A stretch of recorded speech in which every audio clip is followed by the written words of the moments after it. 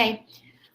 Wanted to share with you a conversation I had with a gentleman yesterday. He has grown a very successful business, has 2 locations, multi-million dollars. His challenge is he's the only salesperson. He's a great salesperson, obviously, but he has grown. He's the leader of the company, and he really needs to get out and do more leadership things and kind of step away from the sales role a little bit. And the only way to keep growing the company and keep scaling his company is if he had other people out there selling. As I was speaking with him about that sales position, the one thing he kept saying is he wishes he could replicate himself. And so we were talking about that a little bit, about how do you replicate yourself when it's time to hire salespeople? It's not about your sales skills. Sales skills can be taught all day long, and that's not what's going to replicate you.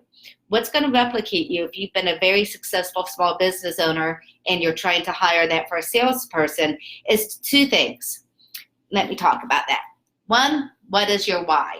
Now, Simon Sinek talks about what is your why, and he talks about it in his great TED video about inspiring leadership, how leaders inspire, I think is what it's called.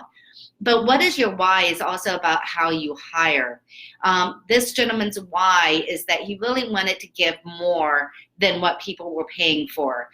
He really wanted to give them great customer service, great quality in the products he builds. He really had a passion that we needed to get back to being proud of what we're selling and what we're doing for our customers versus just focusing on making money. And that's really his core, and that's really his why.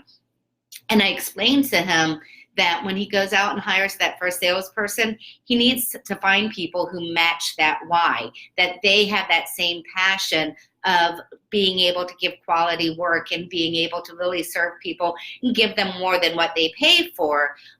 Because if they match that why, that passion's going to come through. And I can tell you as a salesperson, passion is the biggest success thing to lead to success.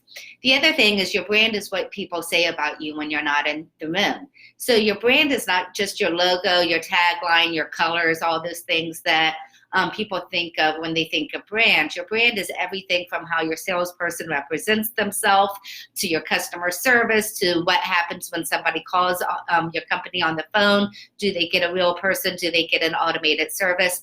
All that goes into what your brand is.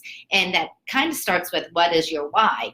So knowing really what your brand is and what you want people to say about you when you're not in the room, and knowing more about your why and being able to match your why with the people you're interviewing's why will help you create or hire that top salesperson.